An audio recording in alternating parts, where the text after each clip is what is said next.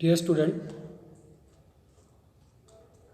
in our last lecture or, or our last lecture, we have finished this poem, The Sower. Today we will see the figure of speech used in this poem, The Sower. Students, generally you have been asked question like this: identify and explain the figure of speech in the following lines. Some lines have been given in the question papers and you have to identify the figure of speech in the given lines and you have to explain it. तो question पूछने के अलग अलग तरीके हैं. कभी line दी हुई रहती है तो आपको उसको आइडेंटिफाई करके आंसर में उस फिगर ऑफ स्पीच का नाम लिखना होता है और उसका एक्सप्लेनेशन लिखना होता है.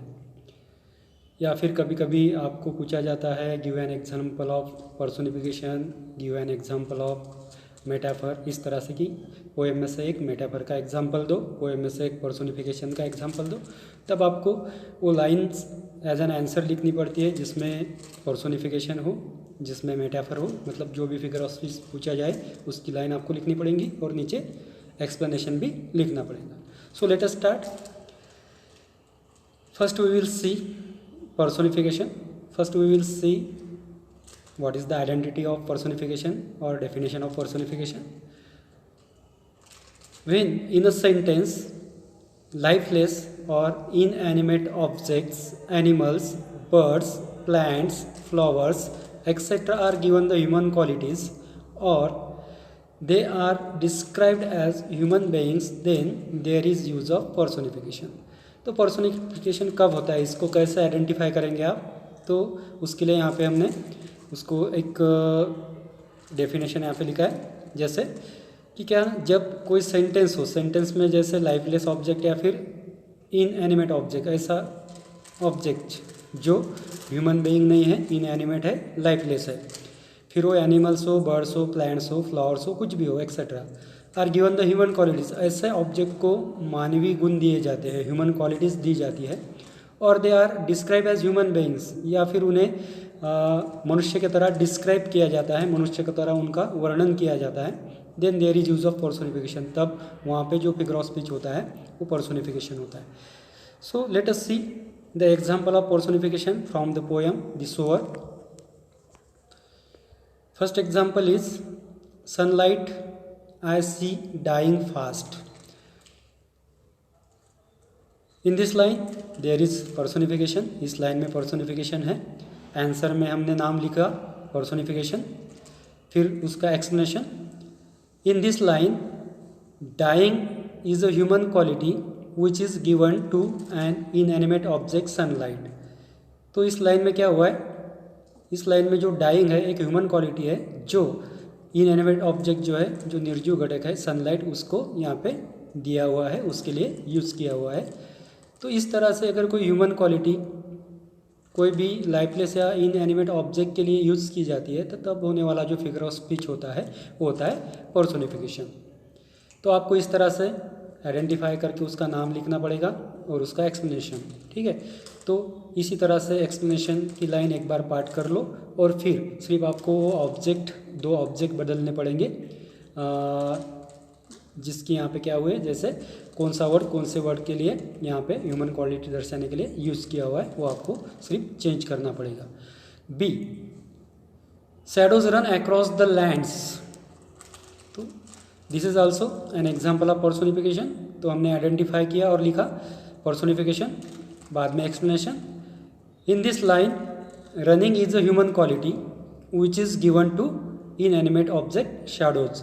तो इस लाइन में रनिंग, जो रन वर्ड आया है, running is a human quality. Running क्या है, एक ह्यूमन क्वालिटी है, एक मानवीय गुण है. Which is given to inanimate object shadows, जो एक इनएनिमेट निर्जीव ऑब्जेक्ट को, घटक को, शैडोज को दिया हुआ है.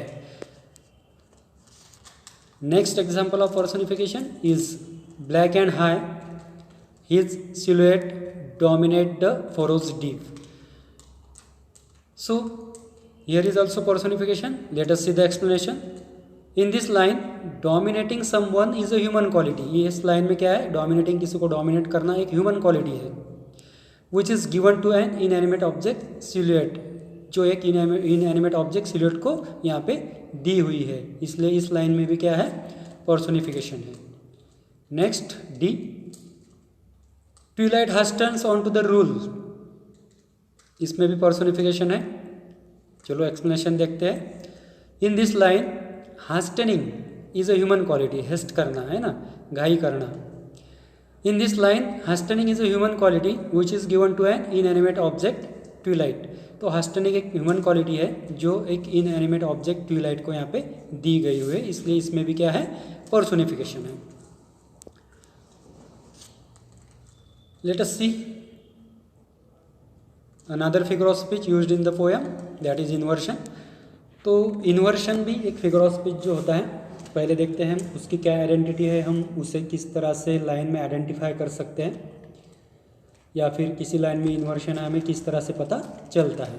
ठीक, inversion literally mean changing of the words, literary meaning जो होता है चेंजिंग ऑफ द वर्ड्स। तो चलो जो लाइन यहाँ पे हमने आइडेंटिफिकेशन में या फिर हम कह सकते हैं डेफिनेशन में लिखी है वो देखते हैं। When in a sentence words are not in a correct prose order then there is use of inversion. कि जब कोई सेंटेंस दिया होता है या फिर कोई लाइन दी होती है, पोएटिकल लाइन, उसमें जो शब्द है, वर्ड है, वो करेक्ट प्रोज ऑर्डर में नहीं होते हैं। करेक्ट प्रोज ऑर्डर मतलब क्या, जिस तरह से ब्रैकेट में लिखा है subject plus verb plus object, जो हम टेंस में जो भी हमारी रचना है, सेंटेंस का जो पैटर्न है, पहले सब्जेक्ट होना चाहिए, फिर वर्ब होना चाहिए और फिर ऑब्जेक्ट होना चाहिए। इस तरह से अगर वर्ड नहीं है तो वो प्रोज ऑर्डर करेक्ट नहीं है, तो तब उस लाइन में जो फिगर ऑफ स्पीच होता है वो इन्वर्शन होता है। ये हुए इन्वर्शन की एक आइडेंटिटी। इस तरह से हम उसको इन्वर्शन को आइडेंटिफाई कर सकते हैं जब उसमें वर्ड ऑर्डर जो है, प्रोज ऑर्डर जो है वो करेक्ट ना हो, तब होने वाला फिगर ऑफ स्पीच होता है inversion. So let us see the example of inversion from the poem. First example is now to sow the task is set. Now to sow the task is set. तो ठीक है, हमने identify कर लिया क्योंकि ये लाइन जो है इसमें जो वर्ड्स रखे हुए हैं वो करेक्ट प्रोज ऑर्डर में नहीं है, हमने आइडेंटिफाई किया, फिर उसका नाम लिख दिया इन्वर्शन। फिर एक्सप्लेनेशन में हमें लिखना पड़ता है कि इस लाइन में के जो भी वर्ड है वो करेक्ट प्रोज ऑर्डर में नहीं है, और फिर करेक्ट प्रोज ऑर्डर क्या होगी ये भी हमें लिखना पड़ता है। ठीक है, तो explanation, the words in this line are not in correct prose order. क्या, इस लाइन में के जो शब्द है वो करेक्ट प्रोज ऑर्डर में नहीं है। The correct prose order is, तो फिर करेक्ट प्रोज ऑर्डर क्या है, the correct prose order is the task is set to sow now. तो करेक्ट प्रोज ऑर्डर होंगे, पहले सब्जेक्ट आएगा द टास्क, फिर वर्ब आएगा इज, फिर जो भी रिमेनिंग वर्ड्स है object etcetera, set to sow now. तो इस तरह से हमें वो करेक्ट प्रोज ऑर्डर में लिखना पड़ता है, करेक्ट करके लिखना पड़ता है ना। लाइन में कैसा था, now to sow the task is set, लेकिन करेक्ट प्रोज ऑर्डर क्या है, the task is set to sow now. ठीक है, तो इस तरह से आपको इन्वर्शन जो भी फिगर ऑफ स्पीच आएगा इस तरह से उसका एक्सप्लेनेशन आपको देना पड़ेगा। Second example of inversion, marches he along the plain. Marches he along the plain, inversion है। Explanation, the words are not in correct prose order. इस लाइन में के जो वर्ड्स है वो करेक्ट प्रोज ऑर्डर में नहीं है। The correct prose order is he marches along the plain. क्या हुआ, he marches along the plain, पहले सब्जेक्ट फिर मार्चेस वर्ब फिर बाकी अलोंग द प्लेन। तो इस तरह से जो भी इन्वर्शन है इसका एक्सप्लेनेशन आपको करना पड़ेगा। Late us see the next figure of speech, that is alteration. तो अल्ट्रेशन क्या होता है पहले देखते हैं। व्हेन इन अ सेंटेंस और line consonant sound of any letter is repeated at the beginning of the word, then the figure of speech is alteration। कि दिया हुआ कोई सेंटेंस है, लाइन है, उसमें अगर कोई कॉन्सोनेंट साउंड, एक आधे लेटर का कॉन्सोनेंट साउंड रिपीट होता है, कब, at the beginning of the words, शब्दों के शुरुआत में ही अगर वो रिपीट होता है कोई भी लेटर का कॉन्सोनेंट साउंड, तब होने वाला जो फिगर ऑफ स्पीच होता है वो अल्ट्रेशन होता है। तो यहाँ पे आपको ध्यान में रखना है कॉन्सोनेंट साउंड है वर्ड, ठीक है, तो कॉन्सोनेंट साउंड होना चाहिए। ठीक है, इसका साउंड का मतलब जब हम किसी भी वर्ड को प्रोनाउंस करते हैं तब निकलने वाला जो साउंड होता है वो कॉन्सोनेंट होना चाहिए। ठीक है, कॉन्सोनेंट साउंड वाला लेटर यहाँ पे अगर रिपीट होता है शब्द के शुरुआत में, तब होने वाला फिगर ऑफ स्पीच होता है alliteration. For example, seem to touch the starry skies, ये लाइन है, seem to touch the starry skies. तो इसमें अल्ट्रेशन है, तो अल्ट्रेशन क्यों है, एक explanation. Here the sound of the letter S is repeated pleasingly. देख रहे हैं आप, सिम में, स्टारी में और स्काइज में यस रिपीट हुआ है। ऐसे वर्ड की शुरुआत में अगर कोई कंसोनेंट साउंड वाला लेटर रिपीट होता है तब होने वाला फिगर ऑफ स्पीच होता है अल्ट्रेशन। तो इस तरह से आपको उसका एक्सप्लेनेशन देना पड़ेगा। जो भी वर्ड या फिर लेटर रिपीट हुआ है उस लेटर को इस तरह से लिखना पड़ेगा, जैसे हमने यहाँ पे लिखा है, here the sound of the letter S is repeated pleasingly. तो अल्ट्रेशन का दूसरा example, sunlight I see dying fast. तो यहाँ पे भी अल्ट्रेशन है, क्यों, here the sound of the letter S is repeated pleasingly. Sunlight में और सी में यस रिपीट हुआ है। Next C, from his hand the precious grain.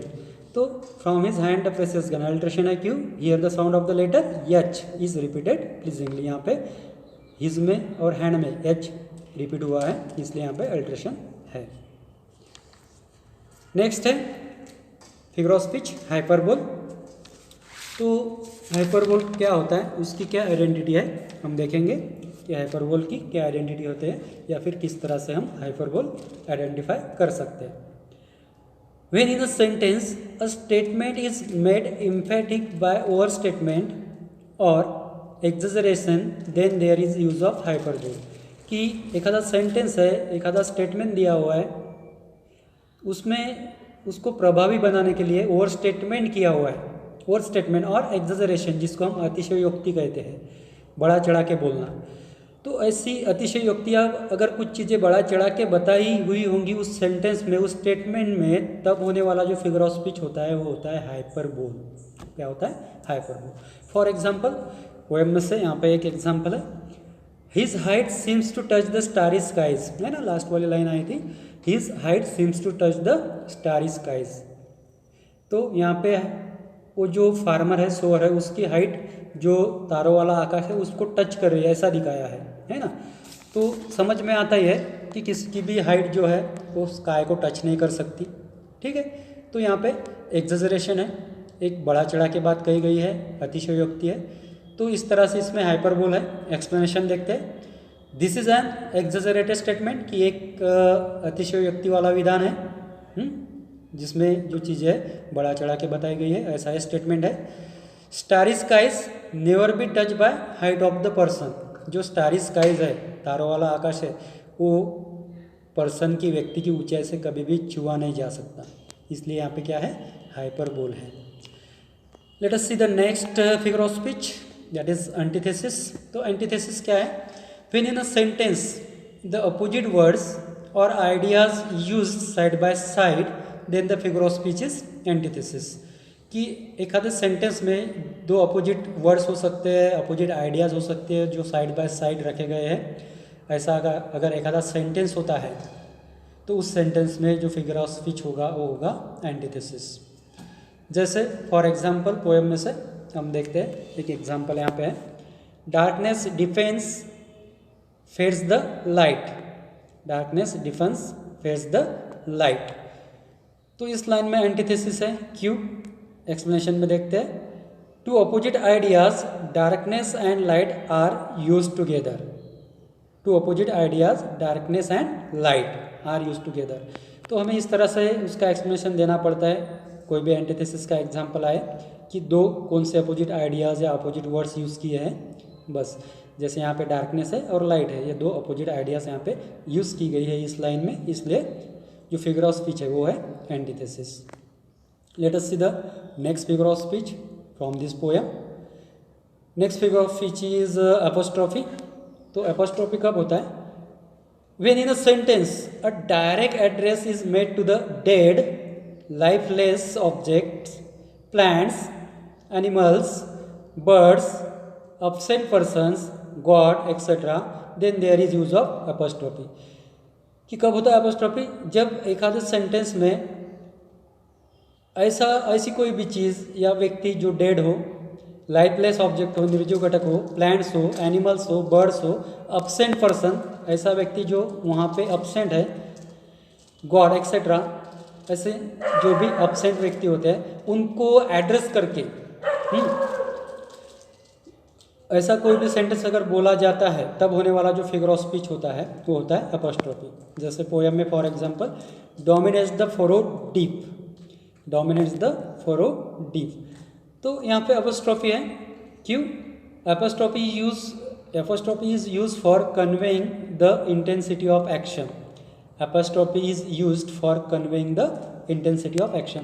तो apostrophe के लिए हमेशा जो एक्सप्लेनेशन की ये लाइन है आप कॉमन रख सकते हो, ऐसा का ऐसा उसका एक्सप्लेनेशन लिख सकते हो। So student, these are all the figure of speech used in this poem, The Sower. So today we will stop here. Thank you.